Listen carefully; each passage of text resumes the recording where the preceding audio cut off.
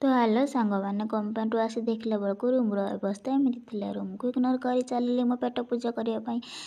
ହେଲେ କ'ଣ ଖାଇବି କିଛି ନଥିଲା। ମୁଁ କଲି ନା ପାଣିର ଅଟାକୁ ଭଲ ଭାବରେ ଗଳାଇ ଦେଇ ସେଥିରେ ଚିନି ଲୁଣ ପକାଇ ଭଲ ଭାବରେ ଗଳାଇ ଦେଲି। ତାପରେ ଗୋଟିଏ ତାୱାରେ ତେଲକୁ ଭଲ ଭାବରେ ଗରମ କରି ସେଥିରେ ଗୋଲ ଗୋଲ 2ଟା ଚକୁଳି ବନେଇ ଦେଲି।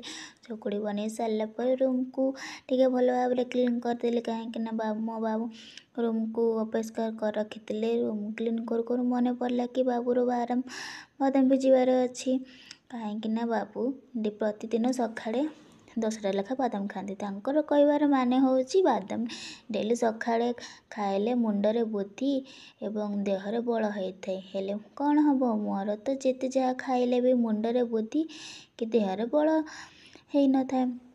ହଉ ଛାଡ଼, ମୋର ନହେଲେ ନାହିଁ, ବାବୁର ତ ହେବ ନା। ସେୟା ଭାବିକି ବାଦାମକୁ ଗଣି ଗଣି 1ରୁ 10ଟା ବାଦାମକୁ ବତୁରେଇଲି। ତା ଭିତରେ ମୋ ପେଟ କାନ୍ଦୁଥାଏ। ତ କାମ ସବୁ ସାରି ଦେଇକି ଏବେ ମୁଁ ବନେଇ ରଖିଥିବା ଚକୁଳି ଖାଇବି। ତ ସାଙ୍ଗମାନେ ଆଜି ପାଇଁ ଭିଡ଼ିଓ ଏତିକି। ମୋତେ ଭୋକ ଲାଗିଛି, ମୁଁ ଯାଉଛି ଖାଇବି।